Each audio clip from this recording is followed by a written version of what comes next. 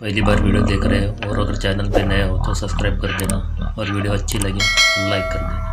तो कहानी शुरू होती है एक देवी से, पूर्ति की देवी, जो कि अंतहीन सोने और अनाज की देवी है और ये पृथ्वी देवी की कोख है। कहते हैं कि 16 करोड़ देवी देवताओं को इसी देवी ने जन्म दिया और देवी को सबसे अधिक प्रेम अपनी पहली संतान से था, जिसका नाम था अस्तर। अस्तर ने देवी का सारा सोना और अनाज हथियाना चाहा। सोना तो उसने मनमानी से उठा लिया, पर वो जैसे अनाज की ओर बढ़ा, बाकी देवी देवताओं ने उस पर प्रहार किया। जैसे वो मरने वाला था, देवी ने उसे बचा लिया, लेकिन उसे बचाने की एक शर्त रखी गई कि उसे कोई नहीं पूजेगा, यहाँ तक कि उसका नाम भुला दिया जाएगा। लेकिन कई सालों बाद तुम्बाड़ गांव के एक परिवार ने अस्तर का मंदिर बनाया। उस दिन से लेकर आज तक तुम्बाड़ पे बारिश कहर बन के बरस रही है। फिर 15 साल पहले की कहानी दिखाई जाती है, जहाँ तुम्बाड़ में एक वाड़ा होता है जिसमें सिर्फ एक बूढ़ा आदमी रहता है, जिसे सरकार कहते हैं, और अस्तर का मंदिर भी इसी सरकार के वाड़े में। एक औरत रोज वाड़े में जाती है सरकार को शारीरिक सुख देने, जो हमारी कहानी के मुख्य किरदार की माँ है। वो ऐसा अपना घर चलाने के लिए करती है। वो सरकार से कहती है, मुझे जल्दी घर जाना है, बुढ़िया को खाना खिलाना है। या उसके बेटे विनायक और सदाशिव उसका इंतजार कर रहे होते हैं। फिर वो खुद ही खाना बनाकर बुढ़िया को खिलाने का सोचते हैं। जैसे ही खाना देने जाते हैं, उनकी माँ आती है और उन्हें डांटती है और खुद खाना लेकर जाती है। अगले दिन सरकार की मौत होती है तो विनायक की माँ कहती है, अब इस गाँव में कुछ नहीं रखा, हम ये गाँव छोड़ के चले जाएंगे। फिर विनायक और सदाशिव आंगन में खेल रहे होते हैं, तभी सदाशिव का पैर फिसल कर वो गिरता है और उसे गंभीर चोट लगती है। उसकी माँ उसे अस्पताल ले जा रही होती है और विनायक को बोलती है, तू घर पर रह के बुढ़िया को खाना दे। विनायक पूछता है, अगर बुढ़िया उठ गई तो मैं क्या करूंगा?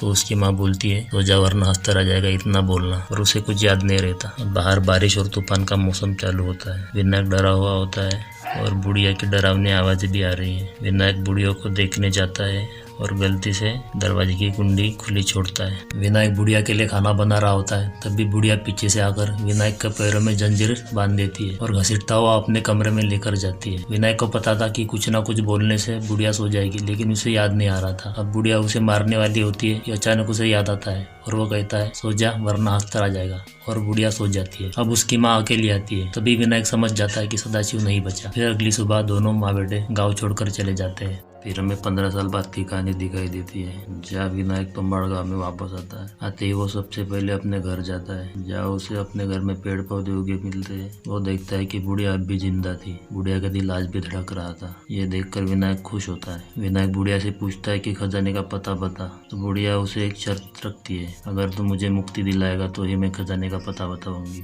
बुढ़िया उसे खजाने का पता बताती है। फिर अगले दिन वो वाड़े में चला जाता है। वाड़े में जाके वो खुदाई करता रहता है और खजाने का पता लगा लेता है। उसके बाद वो बुढ़िया को मुक्ति देता है। अब काफी दिनों तक खुदाई करने के बाद उसका हुलिया बदल चुका था, उसके बाल दाढ़ी ज्यादा बढ़ चुकी थे। वो अपने घर वापस जाता है तो उसे कोई पहचानता नहीं। फिर वो अपना हुलिया ठीक करके एक व्यापारी के पास मुद्रा लेके जाता है। उसके उसे काफी अच्छे पैसे मिलते हैं। अब वो हर बार तुम्बाड़ गाँव में खजाना लेने जाता है। धीरे धीरे करके अब वो अमीर बन रहा था, नई नई चीजें ले रहा था, गाड़ी ले रहा था। फिर विनायक को एक बच्चा होता है। अब विनायक के दिन बदल चुके थे। उसने अपने घर पे काम वाले भी रख ली। विनायक जिस व्यापारी को मुद्रा बेचता था, उस व्यापारी के मन में लालच जागा। विनायक जिस व्यापारी को मुद्रा बेचता है, उसके मन में लालच जागता है। वो विनायक से पूछता है कि तुम ये मुद्रा कहाँ से लाते हो, लेकिन विनायक उसे बताता नहीं। तो वो व्यापारी विनायक का पीछा करते हुए तुम्बाड़ गाँव तक जाता है और खजाने का पता लगा लेता है। विनायक को ये बात पता चलती है कि वो खजाने का पता लगाने आया है, पर उस व्यापारी को पता नहीं था कि खजाना लाने का तरीका कैसा है। जैसे वो व्यापारी देवी की कोख में जाता है, उसे समझ आ जाता है कि यहाँ कुछ अजीब है। विनायक को पता था कि व्यापारी कुएं में जाने वाला है, इसलिए वो पहले से प्लानिंग करके रखता है। उसके अंदर उसने एक डब्बा रखा था, जिसके अंदर एक आटे की बनाई हुई गुड़िया थी। जैसे व्यापारी डब्बा खोलता है, अस्तर खाना खाने के लिए बाहर आता है और उस व्यापारी को मार देता है, क्योंकि अस्तर काफी दिनों से भूखा था, उसे सिर्फ खाना चाहिए था। फिर बाद में विनायक भी नीचे आता है और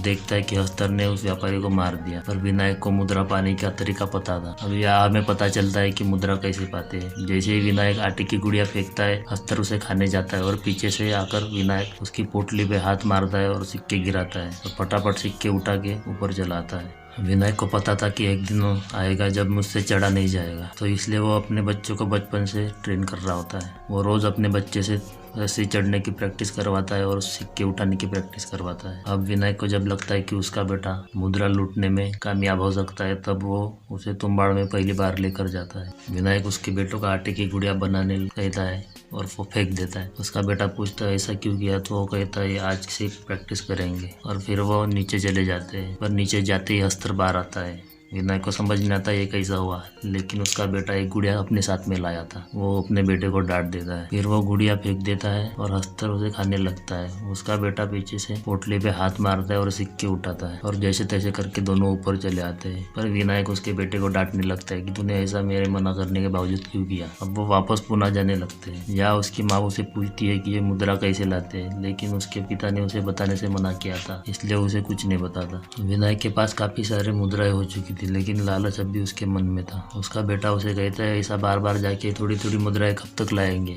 वो कहता है कि एक साथ काफी सारी गुड़िया बनाते हैं और काफी सारी मुद्राएं लेकर आते हैं, और विनायक उसकी बात मान लेता है। फिर दोनों बाप बेटे काफी सारी गुड़िया लेकर अंदर चले जाते हैं। विनायक एक साथ 2 गुड़िया निकालता है तो 2 हंसकर आते हैं। इसका उसे बिल्कुल भी अंदाजा नहीं था। उसने तो काफी सारी गुड़िया लाई थी, तो काफी सारी गुड़िया देखकर काफी सारे हंसकर आते हैं। अब उसे समझ नहीं आ रहा था वो क्या करे। वो अपने बेटे को कहता है कि गुड़िया वापस पुटली में रख, पर अब बहुत देर हो चुकी थी। दोनों बाप बेटे घबरा जाते हैं। तब विनायक दिमाग लगाता है, वो सारी की सारी गुड़िया अपने बदन पे बांध लेता है और खुद को हस्तर के हवाले करने की सोचता है। ये देख के उसका बेटा रोने लगता है। वो कहता है बाबा ऐसा मत करो, और वो अपने बेटे की ना सुनते हुए हस्तर को अपने हवाले कर देता है। अब विनायक भी हस्तर से श्रापित हो चुका है। वो भी बुढ़िया की तरह भयानक बन चुका है। ये देख के विनायक का बेटा बहुत रोने लगता है। अब विनायक काफी खतरनाक बन चुका था। वो किसी को भी मार सकता था। उसे खत्म करने का एक ही तरीका था, उसे जलाना। विनायक का बेटा उसे जला देता है और वहां से चला जाता है, और यहाँ हमें कहानी समाप्त हुई दिखाई देती।